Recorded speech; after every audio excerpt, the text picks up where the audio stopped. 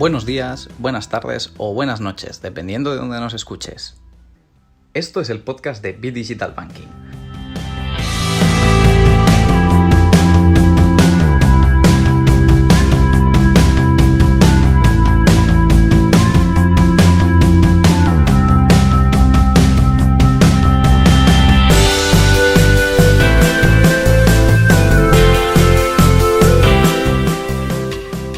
Muy buenas a todos, bienvenidos un día más al podcast de Be Digital Banking. Durante esta temporada vamos trayendo referentes, líderes en sus sectores e influyentes para que te den su visión, para que te guíen, para que te aconsejen en todas esas áreas de conocimiento en las que a lo mejor nunca hemos tenido ayuda y a lo mejor necesitamos que alguien nos dé un poco de luz, nos abra un poco los ojos. Aquí lo que hacemos es traer ideas, consejos, cosas que puedes poner en práctica en tu proyecto para tener éxito. ¿Por qué no hacerlo? ¿Por qué no escuchar todos los episodios? ¿Por qué no suscribirte si no estás suscrito? Vete a Spotify. Seguramente tienes Spotify en tu teléfono. Pues ve a Spotify, busca Be Digital Banking todo junto y ahí le das al botón suscribirse. Y no te pierdas ni un solo episodio y aquí estaremos contigo trayéndote esas estrategias y tácticas. Ahora sí, vamos con el episodio de hoy. Dentro audio. Hoy tenemos con nosotros a Diego Marcos, que compartirá con nosotros su visión sobre el estado de las fintech y la banca. ¿Qué tal, Diego? ¿Cómo estás? Pues muy buenos días, muy bien, aquí, fenomenal, disfrutando de este COVID. De esta situación tan forzada para todos, con la transformación, comentábamos antes de la entrevista, la transformación digital de todo el equipo. Bueno, tú eres CTO, el director técnico de Paycomet. Cuéntanos un poco, ¿qué es Paycomet? ¿De dónde vienes tú? ¿Cómo empezó el proyecto? ¿Si estabas al principio? ¿Cuántos sois? Danos un poquito la visión general. Pues muy bien, nada, nosotros empezamos en el 2010, éramos PayTPV, éramos la primera pasarela que conseguimos la certificación PCI DSS en su momento para tratar las tarjetas de crédito. Era un momento bastante precario en el mundo del e-commerce a nivel español y entonces vimos mi ex socio y yo un hueco en el mercado bastante bueno para introducir una capa tecnológica, sobre todo la parte de los pagos, que estaba bastante, limitado a una solución, que era la que tenían en su momento los bancos. Y en el 2012 aproximadamente, pues empezamos ya a despegar un poquito con que empezamos a coger muy buenos clientes y en el 2016 aproximadamente, sí, nos conseguimos hacer de la empresa un pseudobanco, que es lo que es un Payment Facilitator, una entidad de pago regulada por el Banco de España, en el cual pues nos permitía hacer todo tipo de operativas para la nueva normativa PSD2 que ya está aquí, ¿no? En el 2018 el Banco Sabadell se interesa muchísimo en la plataforma y adquiere el 100% de la empresa y le cambia el nombre de PayTPV a Paycomet, un poco pues en esta estrategia de internacionalizar la solución de todo lo que es la pasarela de pagos, ¿no? Y a fecha de hoy somos, Banco Sabadell, pero seguimos operando como una marca completamente diferente. Seguimos siendo una solución multibanco, seguimos teniendo el mismo tipo de soluciones, que es, soluciones de procesamiento de e-commerce, comercio presencial, IVRs para los call centers, servicios de proxy de reservas para servicios de OTAs. Pues todo tipo de soluciones al final vinculadas al pago y cada día creciendo un poquito más en el portfolio porque en su momento, pues fuimos bastante pioneros aquí en España y ahora pues digamos que lo que estamos haciendo es añadir un portfolio mucho mayor de soluciones porque el pago ya se ha convertido, y más con esta situación además que viene como muy al caso, ¿no? El tema del COVID, sí, con este pedazo de empujón que se le ha pegado al e-commerce, pues un activo muy grande dentro de lo que es el core de las empresas, ¿no? Sí, Mi perfil es tecnológico, como bien comentabas. Yo empecé, soy un miembro fundador de la empresa con lo que era Javier García Herreros, que los dos arrancamos totalmente a pulmón. La verdad que en esto fuimos bastante locos, llámanos locos, pero la verdad que... Emprendedores. A pulmón. Exacto, siempre... que yo lo llamo loco, yo lo llamo loco, o sea, totalmente loco, pero... Creo que yo también tengo alguna experiencia a pulmón y creo que lo sufres y lo vives como de manera diferente. Totalmente. Entonces, nada, muy bien, la verdad que sigue siendo un proyecto muy interesante, sobre todo porque el haber metido al banco, ¿no?, dentro de lo que es la infraestructura, nos ha venido muy bien, sobre todo para expandir, hemos metido mucho más personal, tenemos muchísima más presencia en medios. La verdad que en ese sentido era como un paso muy lógico, porque teníamos un servicio un poquito más boutique, y hemos ido un poquito más a un mercado más generalista. El proyecto, la verdad que en eso, ya te digo, suele ser bastante atípico el hecho de que una entidad financiera, cuando adquiere la propiedad de tanto una marca como una empresa, pues bueno, normalmente suele fagocitarla, ¿no? Y en este caso, por suerte, ha tenido mucho en el concepto de que lo que estaban comprando era una necesidad que tenían y no la han querido destrozar, digamos, dentro de lo que sería una estructura extremadamente monolítica, sino que nos dejan muchísimo margen de acción, y eso es muy interesante. Yo entiendo que eso también es muy positivo porque os da esa agilidad que es vuestra organización como startup, ¿no? Y quizá, bueno, ya no tanto startup porque comentabas desde 2010, ¿no? Casi que comenzasteis después de la crisis del 2008 y arrancasteis con esta oportunidad de e-commerce. Entonces, es interesante pues, que os dejen esta agilidad. Es raro también. Yo las veces que he visto y he analizado adquisiciones de este tipo, normalmente lo meten en el portfolio. Realmente en vuestra página web no sale by Comet, by Banco Sabadell, ni mucho menos, y así. O sea que, bueno, yo creo que es positivo, ¿no? En ese sentido, que sigan dejando ese poco de margen operativo. Es muy positivo porque, francamente, la startup necesita una serie de cosas y un banco es todo lo opuesto. No es porque sea un banco y sea malo y sea antiguo y sea todo lo que tú quieras, ¿no? Los bancos al final siempre tienen esa imagen de ser unos auténticos monstruos y de no innovar y demás. Pero bueno, nosotros que venimos un poco del mundo de los pagos y que nos metimos con la entidad de pago en su momento, que también en cierto modo no es la regulación de una entidad financiera, pero bueno, es la regulación de una entidad de pago. Y ya estamos hablando de palabras mayores, ¿no? ¿Sabes la regulación que hay en todo esto? Y al final la regulación se choca con la startup y la startup es capaz de pivotar muy rápido precisamente porque no tiene esa losa que permanentemente tienen las entidades financieras y que no le dejan casi maniobrar, ¿no? Hay tantos procesos internos de gestión, de regulación, de control, de constantes KPIs que digamos, no te dejan ni ir a la derecha sin que pase por 5 controles o por 20 controles, ¿no? Entonces, todo esto es muy comprensible. Al final es una entidad financiera, es una garantía, es una imagen que muchas veces varios de los neobancos no pueden dar precisamente porque los bancos convencionales es el gran activo que tiene, ¿no? Esa seguridad que te dan, pero el choque con la startup es frontal. Entonces, a raíz de dejarnos ese margen, lo bueno que tiene es que seguimos teniendo la frescura de lo que es el concepto startup. Como bien dices, también startup es muy relativo, ¿no? Pero bueno, seguimos con mucho esa filosofía, no la hemos perdido. La verdad que en esto hemos puesto muchísimo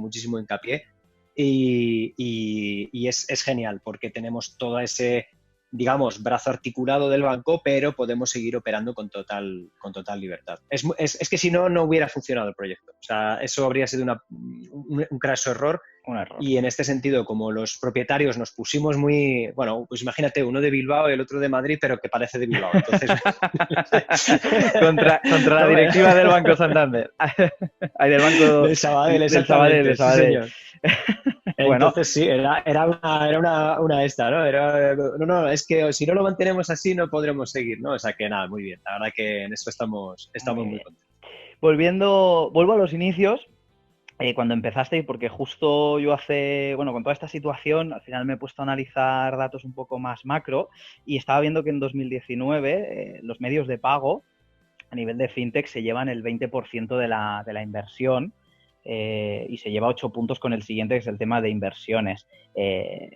Inversiones me refiero, o sea, estos números es al final las inversiones que ha habido en startups en estas verticales, ¿no? Medios de pago, los volúmenes que hay son gigantes. ¿Por qué decidisteis meteros ahí y empezar, pues eso, con un TPV que quizá, pues, no lo sé, habían soluciones, no habían soluciones? ¿Qué os encontrasteis en ese momento? Pues fíjate, tuvimos la suerte de arrancar en un momento en el que era todo muy precario. Entonces, todo lo que eran las soluciones no estaban pensadas desde el ámbito de la tecnología. Sí que es cierto que hemos tenido buena salida comercial como solución, porque, oye, nos hemos esforzado, obviamente, pero lo que era muy diferenciador de la plataforma cuando lanzamos era sobre todo que era una plataforma hecha para desarrolladores. Entonces, entendíamos muy bien el desarrollador, la experiencia de los fundadores era todo Internet, entonces teníamos muy claro qué era lo que el cliente quería, no tanto como lo que yo te ofrezco, sino lo que tú necesitas. Es decir, yo cuando voy a montar un e-commerce, al final lo normal es esto, ¿no? Es, joder, quiero cobrar, ¿no? Y esa parte es como muy compleja, ¿no? Se sale completamente del concepto del técnico, porque el técnico sabe que tiene que conectar este API, que tiene que instalar un plugin, que tiene que... lo que sea, pero lo que es la parte del pago siempre al final se termina perdiendo mucho. Entonces, en aquel momento lo que queríamos era facilitar, hacer llegar un poquito más sencillo, en una, digamos, tónica técnica, lo que era la parte financiera. Entonces, ¿qué ocurre con el tema del pago? Es que al final, dices tú, la inversión estaba prácticamente ahí toda.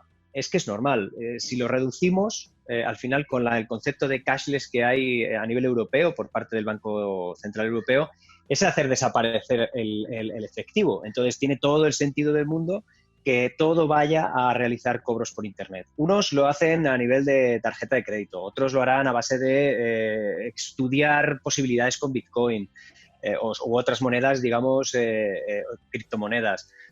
Al final es darle el concepto de poder cobrar por el servicio, que es algo que todas las empresas, casi no hay excepciones, todas cobran, ¿no? Quitando alguna que digamos, esté monetizando de otra vía, pero prácticamente todos cobran. Entonces, es casi una apuesta segura, en definitiva, y el concepto de quitar el dinero en efectivo está atrayendo, ya lo estamos viendo, ¿no? El caso COVID, que está subiendo las cifras de forma desorbitada. Nosotros estamos teniendo picos muy ingentes, hemos tenido que meter nuevos despliegues, estamos teniendo cantidades y volumetrías que de antes no teníamos, y es que ha sido esto acelerar un poco lo que en el futuro estaba previsto. Entonces, todo el que haya invertido en su momento de aquí a 5 años va a ver que se ha acelerado se han quitado por lo menos 3 años, ¿no? de esta aceleración, porque es que este COVID ha dado pie a entender que el pago tiene que ser algo seamless.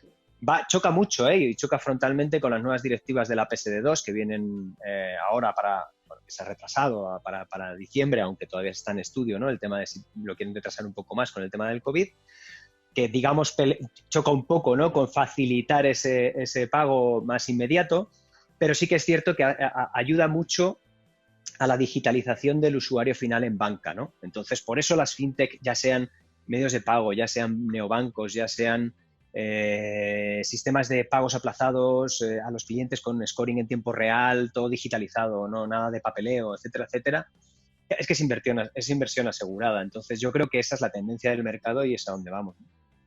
Te voy a enganchar el tema del cashless y las sociedades, porque hace poco vimos la noticia de, si no me equivoco, el Yuan, que había sacado o estaba haciendo pruebas pilotos con el tema de criptografía y digitalizarlo.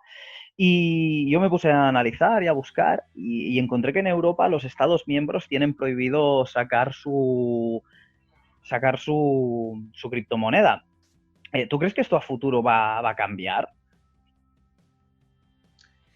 El concepto de criptomoneda es un tema de miedo, básicamente. O sea, es esa falta de imagen de regulación, ¿no? Es un tema que, digamos, mete tanto al técnico dentro de un concepto bancario que provoca mucha reticencia. Yo he estado en muchos círculos que charlaban sobre las criptomonedas en general, independientemente de la marca o del que esté detrás, ¿no? Pero todo el mundo era muy reacio, extremadamente reacio. Sí que es cierto que la tecnología subyacente, que es el blockchain, se está utilizando para muchísimas cosas y Europa está incluso planteando esta nueva forma de contrato, ¿no? Que te da el blockchain como tal, precisamente para lanzar un estudio de las criptomonedas, que se pueda sacar una moneda europea, Esto va a ir al final se aplicará, obviamente se aplicará. El problema está en que actualmente las regulaciones no están preparadas para esto, no están preparados los inversores tampoco, porque siempre ha habido mucha volatilidad referente a todo lo que es el tema de la criptomoneda, mucho desconocimiento. Y como, digamos, se ha jugado precisamente con las burbujas de las criptomonedas, no tanto el blockchain como tal, sino las criptomonedas, pues es bastante reacio en general el mercado. Va a haber una tendencia a eso, porque en definitiva sí que es cierto que el modelo de contrato que te da el blockchain es muy factible para jugar precisamente con este cashless que estamos hablando, ¿no? Pero va a ir lento. Yo creo que va a ir lento. Sí, sobre todo lo que comentabas, la oleada de pseudoestafas con las ICOs que hubo de criptomonedas han hecho que todos los inversores diesen, yo creo que 1, 2 o 4 o 5 pasos atrás con la inversión cuando les hablas de monedas, ¿no? Tiemblan muchísimo, no entienden. Muchas veces se presentan los proyectos como tecnológicos cuando, vale, pero ¿qué proceso soluciona esto, no? Etcétera. O al menos es lo que yo voy encontrando con los proyectos que trato. Volviendo... Es una lástima, porque la tecnología está muy bien, pero sí.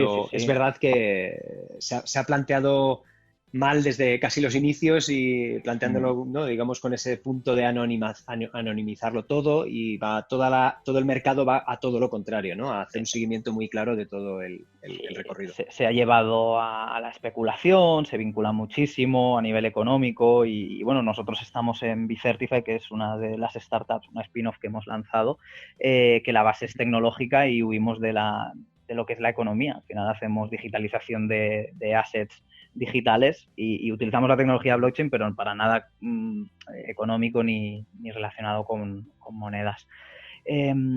Volviendo a los inicios que comentaba, ostras, ¿por qué os metisteis en TPVs, en medios de pago y demás?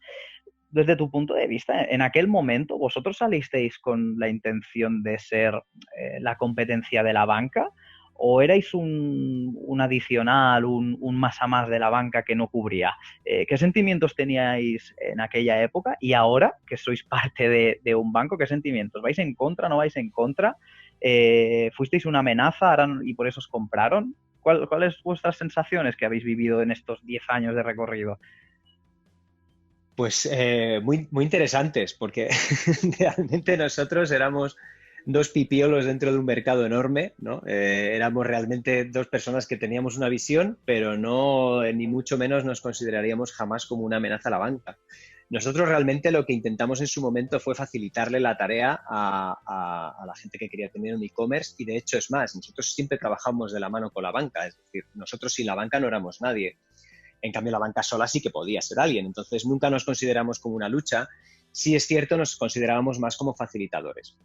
Pero, por otro lado, es cierto que en algunos foros, porque, bueno, en aquel momento, digamos, 2015, 2016, sí que ya, digamos que con el 9% del e-commerce en España, procesando esa cifra, pues, bueno, ya sí que empezaron a tomarnos un poquito más en serio, digamos, que nos veían ya de otra forma. Pues precisamente en un foro que era financiero nos tildaron de competencia, ¿no? Ya de, oye, estos exactamente, pero estos ¿qué están haciendo, no? Esto nos están quitando cuota, nos están facilitando las cosas, esto es exactamente de PayTPV quién son.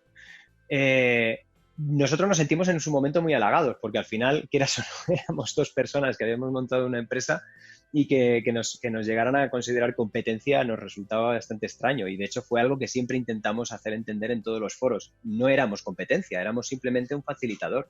Si bien es cierto que, como toda la banca en España, o me imagino que a nivel mundial, son muy recelosos de su propio cliente, no quieren perderle, obviamente, pues claro, esta capacidad de ser multibanco, de enrutar las tarjetas por la entidad financiera emisora, y de esa forma pues abaratabas los costes de transaccionalidad, etcétera, etcétera, lo veían como una posible forma de pivotar por parte de los clientes muy fácil. Entonces, podríamos resultar una pequeña amenaza en el sentido de no tener al cliente atado a una sola entidad, ¿no?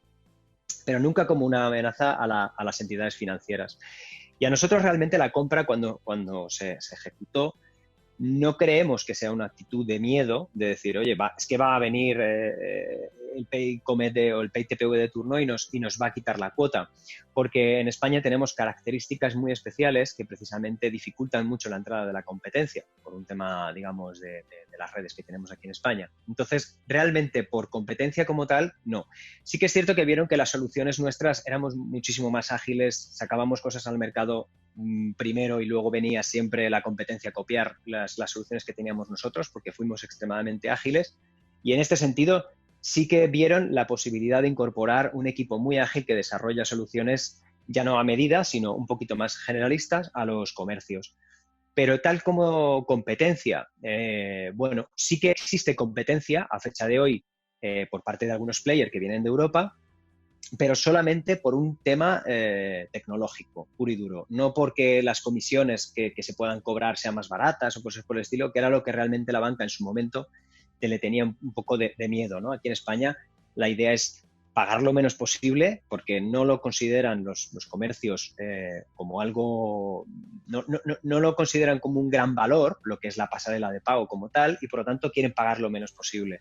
Eso es un concepto que choca mucho con Europa. En Europa es todo lo contrario, ¿no? Se busca que la solución tecnológica sea muy buena y estoy dispuesto a pagar más por cada transacción porque la solución tecnológica sea muy buena.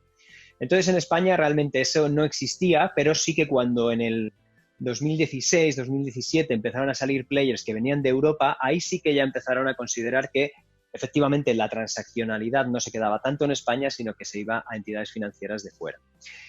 Ese fue quizá el movimiento, ¿no? El tener una plataforma que tenga una tecnología suficientemente ágil como para darle a la solución que buscan los comercios y no la solución que te impongo yo, por así decirlo, desde la banca, ¿no? Que es, oye, yo tengo esto y si te gusta, fenomenal. Pues no, el concepto era, no, tú qué es lo que necesitas, te escucho y soy capaz de desarrollarlo en tiempo récord para que tengas la solución que buscas. Genial. Estaba pensando mientras me estabas explicando todo esto, las relaciones que tuvisteis, en los foros que te movías, ¿tuvisteis algún otro acercamiento aparte del Sabadell? O sea, ¿cómo fue el proceso de adquisición? ¿Disteis el paso vosotros? ¿Os abristeis a conversaciones? ¿Fue de forma natural? No lo sé. Cuéntanos un poquito esta parte.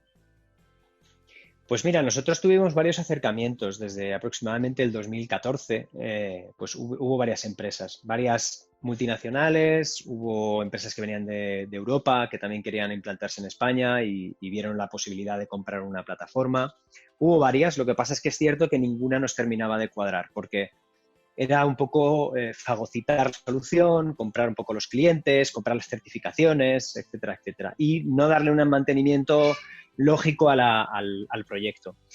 Cuando, digamos, surgió la oportunidad de la entidad financiera, nosotros consideramos que podía ser o el despegue de la empresa o la muerte completamente, ¿no? Entonces, por eso tuvimos muy claro que tenía que ser una entidad financiera que pusiera a alguien al cargo que nos diera ciertas garantías, y en este sentido, pues Jordi Pascual, el CEO de Paycomet y el director de medios de pago en el Banco Sabadell, tiene una reputación amplísima en España y sabemos que eso nos da garantías de un interés de mantener la plataforma. Por otro lado, es el paso lógico, es decir, que venga otra plataforma de pagos e intente adquirir la empresa no tendría mucho sentido, sino simplemente pues, o para quedarse clientes, etcétera, etcétera, y no era lo que buscábamos. Entonces, en este caso, ¿qué ocurrió? Bueno, pues que fueron muy proactivos a buscar soluciones que estuvieran en el mercado y digamos que ya nos conocíamos, porque es que al final nosotros, vuelvo a lo mismo que decía antes, ¿no?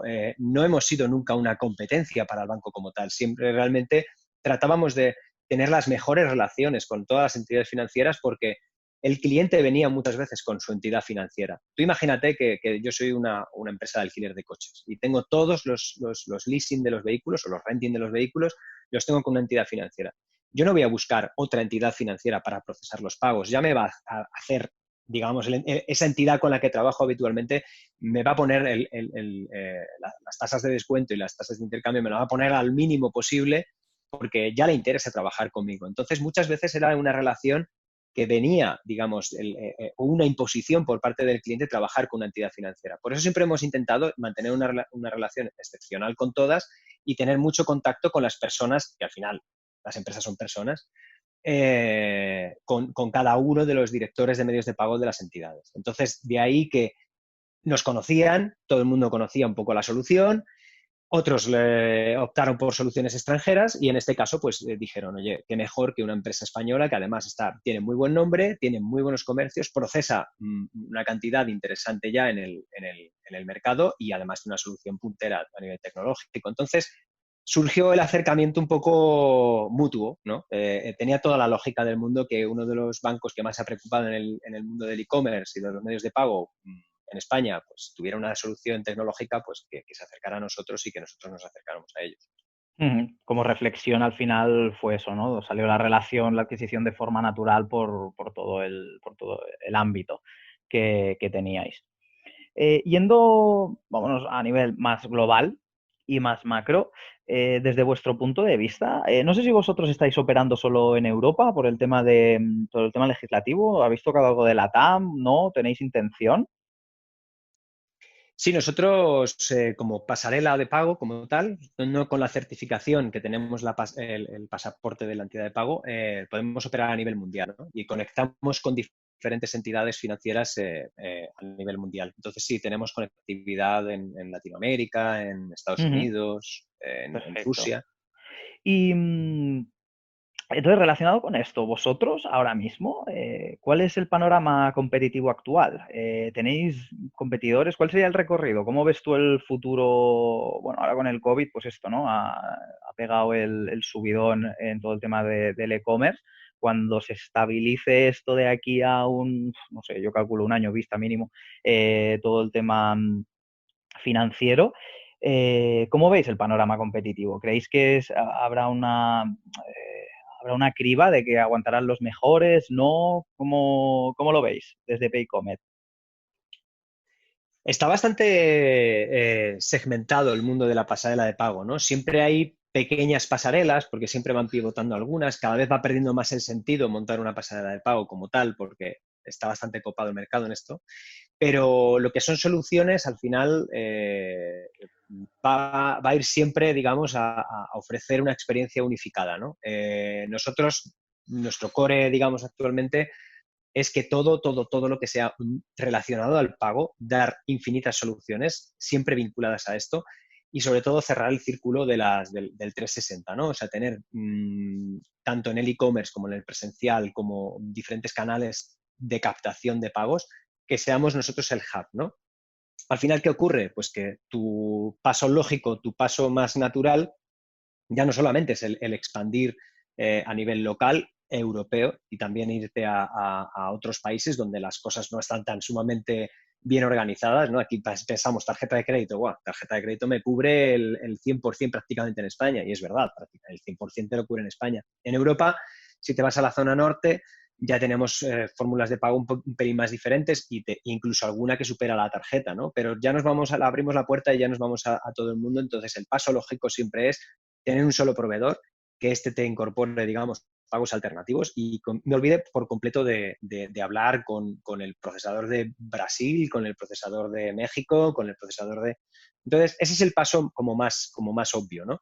Y en el comercio presencial, que aunque parezca que estamos en una situación en la que el comercio presencial casi va a desaparecer, eso es todo completamente falso. En definitiva, el ser humano siempre querrá seguir saliendo a la calle, querrá seguir probándose cosas, ropa en presencial, saldrán nuevos modelos de negocios que serán presenciales también, que la gente o sea, salimos a la calle, es lo que hay, ¿no? No vamos a vivir todos del mundo del e-commerce, aunque la canalización al final sí que es cierto que se realiza mucho por el mundillo del e-commerce, no solamente de hacerlo desde tu vivienda, sino también llevarlo en el teléfono, que eso en definitiva también lo consideramos, digamos, e-commerce, ¿no? Por así decirlo. Entonces, Sí. hay, digamos, muchos canales o hay muchas formas, digamos, que sí que es cierto que es innovador y que tenemos que ir a ese punto de ser capaces de hacer absolutamente todo tipo de cobros por cualquier canal, y sobre todo por dar servicios y soluciones que estén por encima de lo que es el pago. Que a fecha de hoy, si va a venir muchísimo volumetría por ahí, es necesario que seas capaz de tratar el dato correctamente. Muy, muy interesante lo que comentabas del e-commerce, que al final nos vamos a un e-commerce omnicanal. No solo tenemos la típica página web, ¿no? Donde se hacen las compras, sino tenemos los smartphones con todos los wallets y tenemos los wearables, pues los smartwatches cada vez tienen más sistemas de pagos. Y en ese sentido, quería preguntarte, el Google, Apple, Facebook, Amazon, toda esta gente, bueno, Google y Apple, por ejemplo, con los smartphones que tienen sus wallets, puedes dar de alta las tarjetas. Amazon creo que algo está moviendo, y Facebook, pues que con WhatsApp está en India todavía haciendo el tema de pagos P2P. ¿Esto para vosotros es una amenaza, es una oportunidad? ¿Creéis que se van a meter más estas grandes tecnológicas en el sector financiero o no? ¿O van a buscar aliados para expandir su gran negocio tecnológico? A ver, siempre han habido acercamientos por parte de las grandes tecnológicas porque al final es bueno, el punto dorado, ¿no? Date cuenta que yo soy Google, yo soy Facebook, yo soy WhatsApp, yo soy varias de estas tecnológicas y tengo mucha información del cliente, pero no tengo el golpe final, ¿no? No tengo o sea, si a ti te interesa algo, fenomenal, pero ¿has llegado a comprar de verdad eso? O llegar a, digamos, cruzar esa información de he comprado algo, pero ¿qué más he comprado? ¿No? Quiero tener todo tu customer journey entero, ¿no? No solamente quiero ver lo que te ha interesado, sino también quiero saber lo que realmente ha convertido. Es muy goloso, es decir, ellos lo van a intentar por todos los medios. Lo que pasa es que van a chocar frontalmente, como bien hablábamos al principio, en ese concepto que una startup pivota, cambia, no está acostumbrado a tener regulación por delante. Cuando nos metemos con regulaciones, hemos visto siempre que la experiencia ha dado un bloqueo claro a la tecnológica. El choque, o sea, por la intención de ellos, obviamente van a querer estar ahí. Por la intención de las entidades financieras y la parte regulatoria, no van a querer que estén allí. O sea, eso es algo que lo estamos viendo en el día a día. Es decir, cada vez que sale Libra lo bloquean. Cada vez que Google Pay se quiere meter en ciertos ámbitos, Google Pay pues tiene que llegar a acuerdos con las entidades financieras, porque si no es imposible. Es un poco el concepto de zapatero a tus zapatos, ¿no? Sí que es cierto que es algo suoso para las tecnológicas. Y entonces, ¿qué ocurre? Pues que, bueno, nosotros al final llegamos a un acuerdo, ¿no? De decir, ¿existe un método de pago que se quiere incorporar? Pues bueno, el Google Pay, por ejemplo, o Apple Pay, o sistemas que son, digamos, tokenizadores, ¿no? Wallets que tokenizan la tarjeta de crédito y que, digamos, las puedes capturar desde ahí, es un quid pro quo, es decir, yo utilizo tu tecnología o utilizo tu base de clientes para que yo lo pueda enrutar dentro de la transaccionalidad.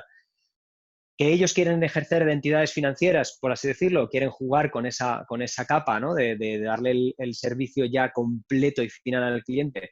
Es una lucha que van a tener dura y sobre todo porque hay entidades que tienen ya muchísima regulación, como es Europa, y en eso es complicado. De antes, pues bueno, lo típico, ¿no? Nos vamos a casos como África, pues hay incluso teleoperadoras que son bancos, ¿no? Y directamente, ¿por qué? Porque han cogido sus propios teléfonos y los han utilizado para la propia transaccionalidad como tal.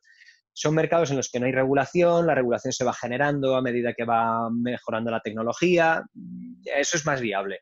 En sitios donde tenemos una regulación tan estricta, no sé hasta qué punto las tecnológicas van a ser capaces de interiorizar toda esa regulación porque les vetaría mucho los tipos de servicio que tienen. Date cuenta que ellos justo siempre viven, ¿no? En ese limbo de es legal lo que estoy haciendo, pero claro, corro tanto en sacar servicios que la regulación nunca me termina de coger, ¿no? Y entonces, bueno, cuando saco Facebook cosas que son de cruce de información, con tal y cual, siempre todo va con pinzas. Entonces, claro, si ya lo que es la propia GDPR en sí ya fue un problema, por así decirlo, con varias de estas compañías, imagínate en el mundo de los medios de pago, ¿no? Que es tratar ya literalmente el importe de una transacción e incluso disponer de los fondos y los saldos de los clientes. Fíjate, es que aparte incluso cuando ocurrió lo de Facebook, ¿no? Que ponían como fondo de garantía una serie de cuestiones que tenían muy buena pinta, porque la verdad que los fondos de garantía que tienen estas tecnológicas también tienen buena pinta. Por otro lado, tienen mucha volatilidad y en eso también los mercados tampoco les gusta. Entonces, por eso te digo que es una mezcla muy difícil y es una mezcla que probablemente se lo pongan muy complicado para que entren, ¿no? Es normal. Al final, es que volvemos un poco a lo mismo, ¿no? Zapatero a tus zapatos, es decir, tú tienes muy bien tu cuota de clientes, haces muy bien toda la parte del servicio, sabes vender las soluciones, pero cuando estamos hablando de tocar dinero y de jugar con posibles infracciones que puedan llegar a afectar pues, economías, como podría llegar a ocurrir, se lo van a mirar muy mucho y les pondrán todas las trabas del planeta. Lleva pasando desde hace muchos años, no va a cambiar, yo creo. Totalmente, totalmente de acuerdo. Europa además es yo creo que más palos se llevan las tecnológicas. También Facebook se ha gastado no sé cuánto, ha incrementado un 50% el gasto en lobbies para tener todo esto claro. Yo creo que al final buscarán más alianzas. Les interesa mucho la transaccionalidad más que la operativa, o al menos es mi opinión, porque ellos al final viven del dato. Y es lo que tú dices, o sea, sacan servicios que están alimentados por datos. y quizá les es más interesante juntarse con una telco, juntarse con un banco, con alguna otra entidad para alimentar estos servicios y seguir siendo innovadores, pero el tema regulatorio al final es tedioso. Bueno, tú lo has tenido que sufrir en primeras carnes, o sea En que... nuestras carnes, exacto. Sí, sí, me imagino. Date cuenta que de todas formas, al final, la esencia de todo esto es un tema muchas veces de imagen. Yo ahora que, digamos, ya llevo las dos gorras, ¿no? Llevo la gorra de la startup y la gorra de lo que es una entidad financiera, te das cuenta de que todo el mundo considera que Google es bueno, que Facebook puede ser bueno y que una entidad financiera es un malo, ¿no? Este es lo de siempre, ¿no? Es la típica que cuando intentan hacer upsell, por ejemplo, una Telefónica, un Telefónica o un Vodafone o el que sea, siempre es malo, ¿no? Lo que me están intentando vender va a ser malo. Ya me predispone a que no me interesa, ¿no? Pues con el banco exactamente igual. Si me llama el banco, ya me está vendiendo algo que no me gusta. Y claro, es que esa es la percepción de la lucha entre lo que es la gente de a pie, los que somos a pie, por así decirlo, pues siempre tienes esa especie de imagen. Y la gente no se da cuenta que una vez entras dentro, que obviamente lo entiendo perfectamente, ¿no? Pero que una vez entras dentro te das cuenta de que, claro, el banco también te está dando una serie de garantías y esas garantías te las dan por una regulación y esa regulación es porque tú miras a tu vecino te tiene controlado, el otro que tiene vecino controlado le tiene controlado al otro, y si todos entre sí se controlan, hay cierto control. El control a veces es bueno y a veces es malo, obviamente, pero en el tema de dinero es preferible que exista un control. Y entonces, si todo el mundo entendiera que Google o que Facebook o que empresas, digamos, que son 100% tecnológicas, entraran dentro de lo que es el concepto de dinero, no va a ser mejor porque lo lleven ellos. Es decir, no tiene en ningún momento un beneficio directo. No es que ellos vayan a regalar el dinero y el banco es el que va a intentar robártelo, ¿no? Aunque pueda ser esa la lectura por parte de ciertos círculos, no tiene nada que ver. Entonces, es un tema de imagen. Es un tema, yo siempre he dicho que los bancos se han vendido muy mal y las tecnológicas se han vendido demasiado bien. Ni la tecnológica es un santo, ni el banco es un santo, ni tampoco la tecnológica es el demonio, ni el banco es el demonio. Pero hay tendencias, ¿no? Hay ciertas imágenes que deberían de pulir todos los jugadores para que se viera realmente, pues bueno, que hay ciertas regulaciones que deben de existir y que el mundo gira precisamente por regulaciones, porque si no, entonces esto sería, cualquiera haría cualquier cosa con tus datos, porque todo el mundo no quiere que le controlen, pero al mismo tiempo no quiere ponerle trabas a descargarse una aplicación que como es gratis, pues da mis datos. Entonces, es un tema, es un dilema bastante más denso de lo que... La lucha de la privacidad versus la seguridad, al final, ¿no? Este debate está abierto en muchos ámbitos. Lo vimos con Zoom cuando salió la noticia esta de que tenía algún problema y todo el mundo se echó las manos a la cabeza. Pero bueno, este es el eterno debate, creo que en tecnología y con las tecnológicas. Para ir acabando, Diego, con toda tu experiencia, ¿qué consejo le darías a alguien que quiere emprender en el sector fintech? Pues vale, el sector fintech. Ahora mismo realmente lo que tienen que hacer una persona que vaya a emprender en el sector fintech es, como siempre, y creo que es la misma tónica y en esto no ha cambiado, es escuchar al cliente. La gente quiere funcionalidades, la gente quiere tener cosas, las empresas tienen necesidades y lo dicen bien alto, ¿no? Esas funcionalidades, esos requerimientos, eso lo necesito, me gustaría tenerlo, etcétera, etcétera, esa es la premisa. Empezar por ahí y no empezar por algo tremendamente disruptivo, que nadie lo ha hecho, que nadie lo ha planteado. Está muy bien siempre pensar en nadie lo ha hecho.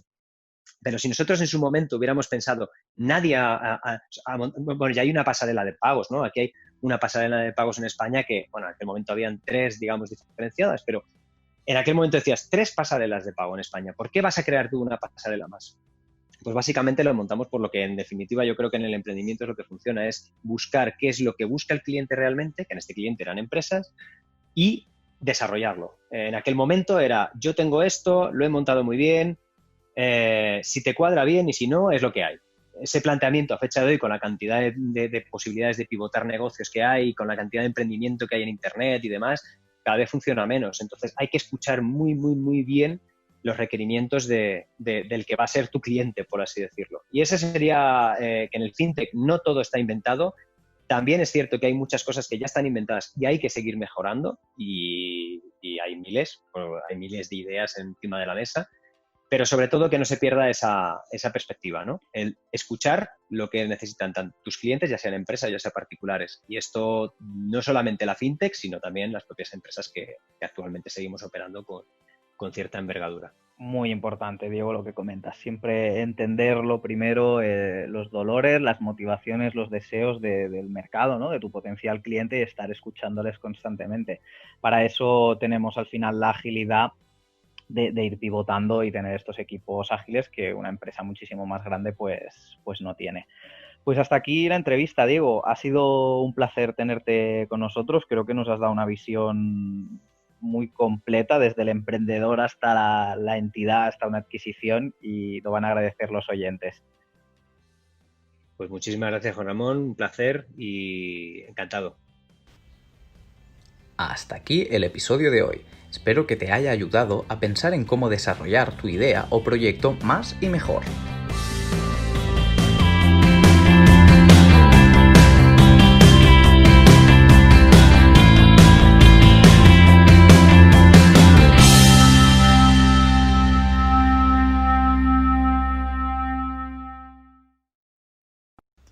Y ahora pregúntate, ¿en qué puedo mejorar hoy? No intentes hacerlo todo de golpe. Piensa, ¿cuál es el primer paso que puedes dar ahora mismo? En este momento quizás. Solo piensa 2 minutos. ¿Por qué no tomas acción? Piénsalo, visualízalo y hazlo.